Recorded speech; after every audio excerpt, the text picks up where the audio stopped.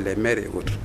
D'accord alors monsieur Anne gis nañ ci plan de redressement bi li nga xam ne mooy l'économie numérique mettre nañ ci l'accent donc cette fois-ci les créateurs de contenu ñi nga xam ne dañuy def e-commerce ñoom ñëpp dinañ commencer di fay impôt donc mu nekk loo xamante on n'avait pas l'habitude de le voir au Sénégal donc secteur boobu noonu damay def nga def déjà li nga xam ne mooy historique bi secteur li nga xam ne mooy l'économie numérique nan la mën a engendrer comme création d'emploi mais aussi manne financière bi nga xam ne l'État du Sénégal mën nañ cee tirer.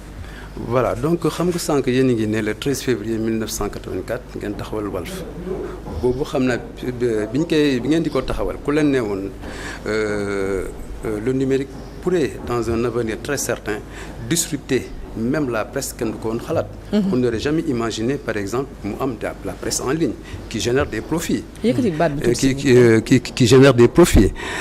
C'est une occasion de dire qu'en partie yenn problème yi presse en ligne bi am ce n'est pas seulement le problème de la pression fiscale ce n'est même pas ça le terme approprié, ce n'est même pas le problème de la pression fiscale, c'est parce qu'ils n'ont pas su anticiper.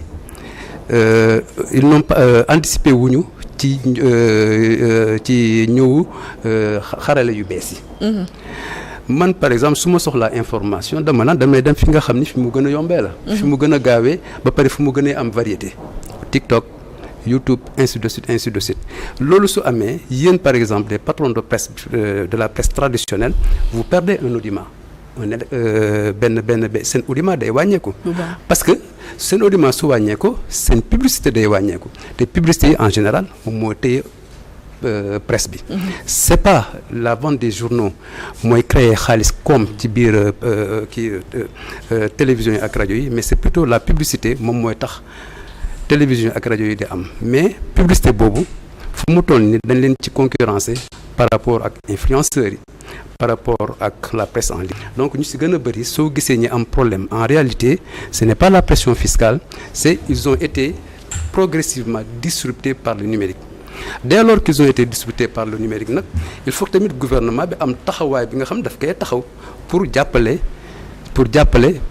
entreprise yooyu sooxe du presse bi rek la mais économie numérique bi dafa dem ba tamit wëlbati yeneen secteurs yi nga xam ne da doon dox. maanaam secteur traditionnel bi sax dafa def transition. léegi def beneen mutation. dafa def beneen mutation léegi nag création de richesse bi dafa nekkatul ci fi mu daan nekkee. Création de richesse bi day nekk par exemple des plateformes comme Facebook.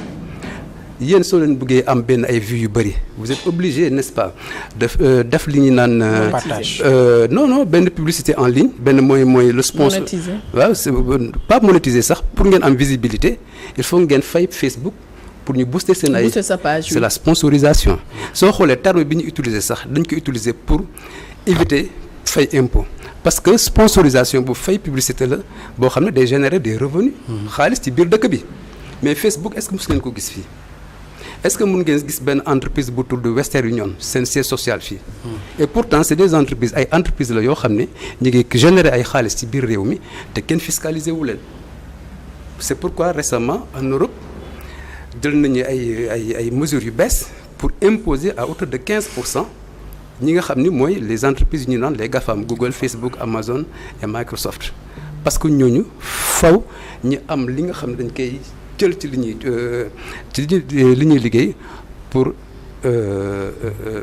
mu dellu ci askan wi en termes de création d'emploi en termes de tabax ay infrastructures ay hôpitaux et autres loolu moo tax ci sens boobu ngeen di comprendre la politique prônée par le Premier ministre te dañ ko ci war a féliciter parce que li mu def du rek naan dañuy uti xaalis mais vraie opération de prospection fiscale la parce que xalaat la boo xam ne dafa toog du xalaat boo xam ne xalaatu benn bés la du xalaatu sax une semaine du xalaatu un mois am naa njort ni bu mu toogee ba léegi mi ngi xalaat nan la ñuy fiscaliser l'économie numérique. Justement léegi naka lañ leen di fiscaliser GAFAM yooyu ngay wax léegi wax nga léegi ni pays Union européenne à travers l'OCDE jël nañ benn taxe.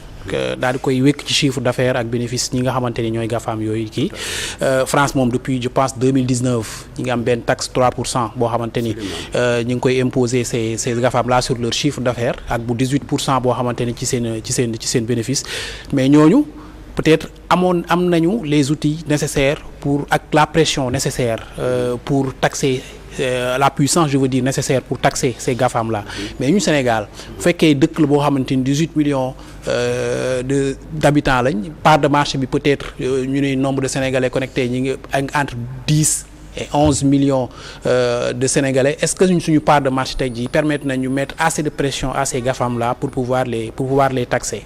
C'est pas un problème de part de marché xam nga lu tax nekkul problème de part de marché parce que à part Nigéria boo xam ne am na peut-être ay 50 millions d'internautes. soo ñëwee Sénégal ak Côte d'Ivoire peut-être ñoom ñoo ci topp mais le problème c'est quoi infrastructure yi nga xam ni c'est le secteur privé moo ko defar secteur privé bi ak état du Sénégal infrastructure de qualité yooyu ñu defar moom mooy tax GAFAM yi mun a ñëw def ay seen opération. mun naa la jox benn exemple WhatsApp c'est combien c'est 55 petits ingénieurs ñoo nekk ci ginnaaw di def seen ay di développer seen kii mais ñooñu infrastructure yi nga xam ne Sonatel moo ko tabax ak état du Sénégal ci la ñuy sukkandikoo pour mun def seen ay opération Facebook la même chose c'est pourquoi am na benn réunion bi nga xam ni bu sommet du G7 bi nga xam ne organisé woon nañ ko je crois vers les années 2012 nga xam ne qui décédé woon là le patron de Apple. Steve Jobs. moom moo ci waroon participer fa la amee malaise boobu sax ci la jógul ba léegi ci la ñu promouvoir Mark Zuckerberg bu mu ñëwee lan la dafa ne il faut seen bout de territoire yooyu mu am ay connexion internet parce que da xam nañu sans internet lépp lu ñu war a mun a def ci seen ut xaalis ci seen publicité du jàll. donc problème bi c'est pas en termes d'internet mais c'est en termes de infrastructure de qualité yi ñuy def te ñu ci mën a jaarale seen xarale yooyu. pour mun def seen publicité seen ut. c'est pourquoi man dama théoriser sax lu ñu naan un siphonnage fiscal c'est-à-dire Facebook WhatsApp dañuy ñëw da ngay communiquer ak man su ma amee connexion yow soo amee connexion jaratul ngay jënd crédit c'est pourquoi Sonatel souffre de ça. Les gens achètent de moins en moins les gens achètent moins communication WhatsApp. li leen téye fu mu toll nii ba léegi mooy le monopole qu'ils ont sur le fixe. Mais suñ ko amul woon Sonatel kenn waxatul seen ay affaire comprenant cela déjà moo taxoon ñoom ñu dem virer sur le mobile money qui n'était pas leur cœur de métier. mais xam nañ ils ont été disruptés par WhatsApp dans la voie dina xaar lañu ñëw dugg ci yeneen xarale yi pour mun am compenser suñu perte yi ñu am sur la voie. donc loolu moo tax ñoom ñiy dugg ñu am possibilité pour de pénétrer suñu dëkk yi ba pare disrupter suñu économie donc ñooñu tamit dañ leen war a fiscaliser. tantôt ne nga l'Union européenne prévoir nañu 15% effectivement c'est entré en vigueur 15% pour taxer les multinationales du GAFAM au Sénégal. Ils ont pris une initiative jël nañ benn initiative sur le numérique sur la TVA numérique de 18% comme TVA classique bi mais dafa des man dama jàpp ni surtout le premier ministre wax na ko su lu ñu lépp lu ñuy def dañ koy teg ci équité y a un principe dafa am benn principe fondamental bi nga xam ne bu nekk ci fiscalité mooy le principe de l'équité yow da ngay fay impôt sur le revenu kii dafa war a fay impôt sur le revenu parce que day bénéficier wu ci politique yi état bi di def. mais Facebook également ñoom tamit dañoo war a fay impôt parce que dañuy concurrencer ay sociétés yu mel ni la publicité dañ leen di concurrencer sax de manière indirecte. parce que seen publicité yu bëri léegi nit ñi ku jaarul Facebook da nga naan defoo sa publicité. sur TikTok. sur TikTok donc ñooñu fu mu toll nii ñi ngi jël seen part de marché. ba pare fay ñu impôt te yéen a ngi fay impôt parce que vous êtes une entreprise la boo xam ne mënu leen rëcc da ngeen am ce qu'on appelle un établissement fixe mais ñee dañu naan ñun amuñu établissement fixe te seen loi dafa ne soo amulee établissement fixe doo fay impôt léegi ñoom ci loolu la ñuy sukkandikoo nag sans établissement fixe mooy loo xam ne mun nañ ci téye mu leer ni kii am na bâtiment am na lépp war na fay impôt mais man Luxembourg laa nekk wala les îles Caïmans foofu nga xam ne fiscalité bi sax des fois c'est 0 franc taux de fiscalisation c'est presque nul foofu la ñuy loger seen algorithme yeeg seen brevet yooyu foofu la ñu koy loger ba pare nag à travers le monde ñu am un bassin mondial de clients d'accord mais fii nii bu ñu ñëwee ci cadre plan de redressement bu le premier ministre daal décliné traçabilité bi est-ce que ce sera facile tax yaa ngi wax léegi ne gis nga ni on peut aller au-delà de chiffres yi ñuy avancé si marché boo xamante ne su ma jëlee e-commerce kese ça tourne autour de 5 000 milliards de dollars Sénégal ci part de marché la ci mën a engendrer ci e-commerce dooguma ci la création de contenu mënuñu ko xayma bu baax a priori comme ça c'est même un peu hasardeux soo seetloo moo tax le premier ministre a dit nee na benn taxation minimale la ñuy jël benn objectif minimal la ñuy jëm pour minorer. maanaam bu néewee ba néew. waaw pour minorer les marges d'erreur mais tout compte fait dama lay jox benn exemple xam nga nee na par exemple le mobile money bi dinañ ko imposer et il a raison mobile money nii lay fonctionner Western Union wax naa leen ko sànq mosu leen gis le siège social de Western Union. Et pourtant ñu ngi générer bénéfice fii dans ce pays ñoom dañoo yore seen logiciel mënuñu def opération de transfert d'argent tant que benn banque bu nekk au Sénégal agréé wu leen parce que transfert d'argent opération de banque la maintenant ñoom dañuy dem gis benn banque bu mel ni LBA benn banque waaw ma ne leen bon man yore naa logiciel dama bëggoon def transfert d'argent léegi sur chaque commission yow di nga ci sur chaque envoi di nga ci am tant de commission moom Luxembourg lay toog envoi bu def da koy séquestrer déjà sur la plateforme mu jël commission am bàyyi commission bi nga xam ni moom la banque bi di am ak point de distribution bi nga xam ni moom tamit moom mooy dénouer opération bi. parce que dénouer opération bi nga ñëw ñi fay la par exemple détenteur de point bi joxe xaalisam ba pare toog croiser les bras. non day am benn commission benn pourcentage bu muy am ci commission boobu nga xam ni le client au départ fay na ko. les commissions boobu. Le détenteur de points daf ci war a fay TVA. taf la ci war a fay mooy taxe sur les activités financières c'est 17%. Si on fait un petit calcul au temps où Wari existait on disait qu'il y avait 60 points Wari actuellement avec la multiplication des points on peut espérer mën nañu wax ni am na 100 000 points de service mais nañ dem sax sur pour minimiser les trucs nañ dem ci 50 000 points mais 50 000 points bu ne def 10 000 francs de commission par jour parce que benn point mënul bañ a def 10 000 francs de commission par jour. 10 000 francs de commission par jour su waree fay 17% muy 1700. léegi soo jëlee 50 000 points sur 1700 fois 365 jours c'est aux alentours de 65 milliards. donc c'est pour vous dire que le premier ministre li mu wax sax dëgg la daf ko minorer. loolu commission bi la rek taxe TVA bi laa waxuma la nag normalement point boobu. impôt sur les sociétés bi mu war a fay wala su fekkee au régime de la CGU contribution globale unique la nekk am na lu mu war a fay sur le chiffre d'affaires qu'il réalise yooyu tamit ay xalaat la yoo xam ne war nañ ci liggéey bu baax a baax te dégg ak ni ma déggee premier ministre bi ni mu waxee xam na ne nag war nañ ci sori dans tous les cas comme ni nga ko waxee le numérique dafa ñëw ak ay outils yoo xam ne day jaxase économie bi mais ci outils yooyu tamit ngay mun sukkandikoo pour mun fiscaliser pour am traçabilité boobu ngay wax noonu. numérique bi la rek quoi. tout en créant aussi de l'emploi parce que xale yaa ngi ci bon Ayoba il sait très bien. tout à fait xam bu baax c'est son domaine Ayoba ma bàyyi la avec monsieur Anne. tout à fait waaw tout à l'heure monsieur Anne mi ngi wax difficulté yi nekk ci siège physique yi nga xamante ni tey jii gafaam yooyu dañ ko war a am ci amuñu ko ci dëkk yi dañuy dem ci yeneen dëkk am ko foofu tey jii lan mooy doonu limite. suñu état yi pour fiscaliser pour taxer leen ay impôts lan moo mën a doon suñu limite. projection yi nga xamante ni premier ministre def na ko vendredi lan moo doon mën a limite yi pour taxer numérique bi. limite bi c'est l'état actuel du droit fiscal. état actuel bi dafa ne pour ñu imposer la il faut que ce siège nekk fii mooy le principe de territorialité de l'impôt. donc il faudra une réforme. am naa njort ni ci réforme yi ñuy wax. am na benn comité de pilotage bu ñu jël pour def réforme yi am naa njort ni réforme yooyu dina ci bokk parce que le principe de l'établissement stable boobu ngay wax noonu. c'est un principe ñi ngi ko def en 1900 en tout cas c'est plus d'un siècle. Le micro s'il vous plaît monsieur. waaw c'est plus d'un siècle am na 100 ans léegi. parce que c'était pour éviter benn société ñu imposer ko benn société bu am ay filiales ñu imposer ko.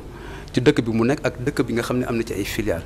ci la ñu ne nag dañu créer ce qu'on appelle un établissement stable léegi établissement stable boobu nag ay convention moom mooy tax tel dëkk bële di ko imposer et non dëkk bële léegi établissement stable boobu dañu ne installation fixe d'affaires la léegi nag ñoom xam nañu loolu faay la. ñoom amuñu ay installation physique. ñoom ay logiciel la ñu yor.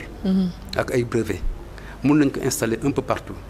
Rien ne nous dit par exemple que ñoom am nañ fii ay serveurs yoo xam ne fii lañ ko loger rien ne nous le dit parce que mënoo ko xam.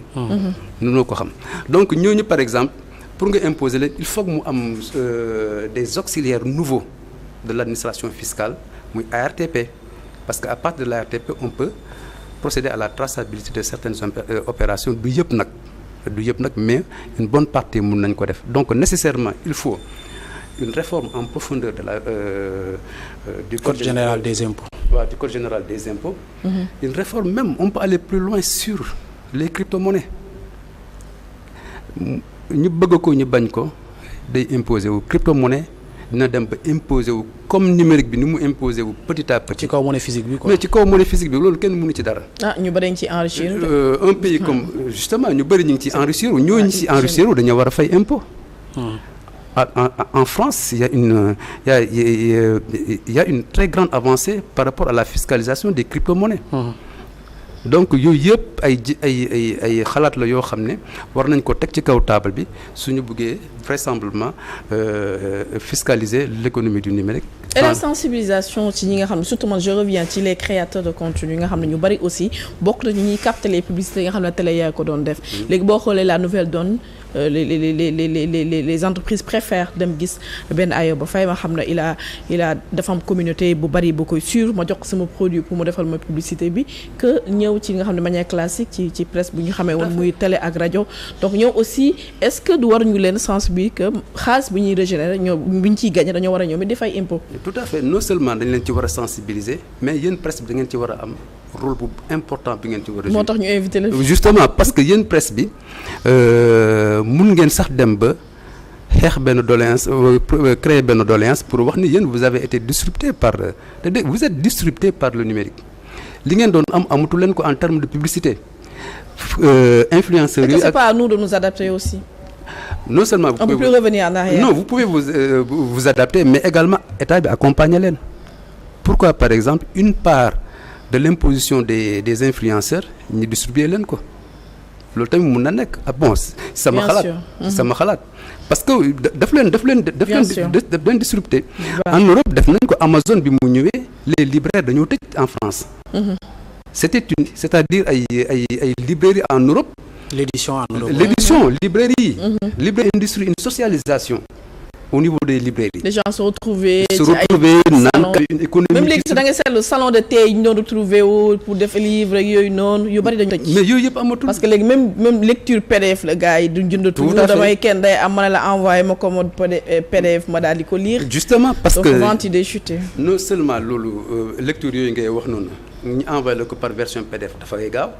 Mais aussi da lay permettre yow ngay def ay recherches yu rapide alors que soo yoroon livre physique bi man par exemple su ma jooree benn livre PDF su ma bëggee benn mot précis sur un PDF de 1000 pages am na lu may utiliser rek mu yóbbu ma ci mot bi ma soxla directement alors que soo yoroon livre physique bi da ngay toog daan di vérifier page bi la ne page bi. Donc il y a cette subtilité yu nekk ci kii bu moo tax ñu bëri jël ko. Alors sur TikTok aussi peut-être boo demee LinkedIn mën nañoo wax ne abonné yu fa nekk dañoo am lu leen caractériser donc benn niveau bi la Twitter aussi mais sur TikTok tranche d'âge bi nga xamante ne ñu gën a jeune fa lañ nekk mais aussi sénégalais foofu moo gën a accessible jaay bi amul barrière langage bi c'est beaucoup plus cru donc fa la nit ñi gën a nekk mais nan lañu mën a def aussi ba TikTok nit ñi gën ci mën a gagner xaalis en dehors def ay live certes live yi day joxe xaalis jaay produit mi ngi dox bu baax a baax mais beneen volet bi nga xamante ne mooy volet beaucoup plus professionnel de ces vendeurs et de ces créateurs de contenu. Pour ñoom nan la ñuy def ba gën ci am xaalis gën ci am xaalis waaw gën professionnaliser seen secteur. C'est ça parce que ñoom ils sont formés au pif au tard comme ça. Ouais. À mon avis réforme yi tamit bokk na ci par exemple soo imposer influenceurs yi nga ubbil leen ay centres de formation adaptés à ce qu'ils font. Ouais, surtout les formations. Centres de formation adaptés à ce qu'ils font mais nga surtout nga informer leen sur l'éthique. Surtout éthique. Sur éthique parce que dérapage verbal yi moom. tout à fait parce que données yi malheureusement loolu moo ci inconvénient yi en Europe ñoom déjà ñu ngi ci. Il y a des. En France récemment. Tout à fait. L'Assemblée a convoqué des influenceurs TikTok. Pour certains même ont vu leur compte banni complètement parce que contenu bi ñu doon diffusé moom moo tax. c'est contraire aux valeurs. lañ ko fay commencer. Tout à fait fii nag man quand j'ai vu ça j'ai été surpris parce que je me suis dit que. les gens disent ce qu'ils veulent. suñu société yi nga xam ne africaine on est encore. à cheval sur les valeurs quoi. à cheval sur les valeurs ñun ñoo waroon jiite loolu. ñoo waroon jiite ci affaire. malheureusement c'est le contraire. j'ai été franchement surpris ak mooy le digital service act. non ils mettent ñoom dañuy mettre accent sur le contenu bi ngay kii mën nañ la ci daan. alors Ayoba dañoo nemmee ko parfois da ngay nekk.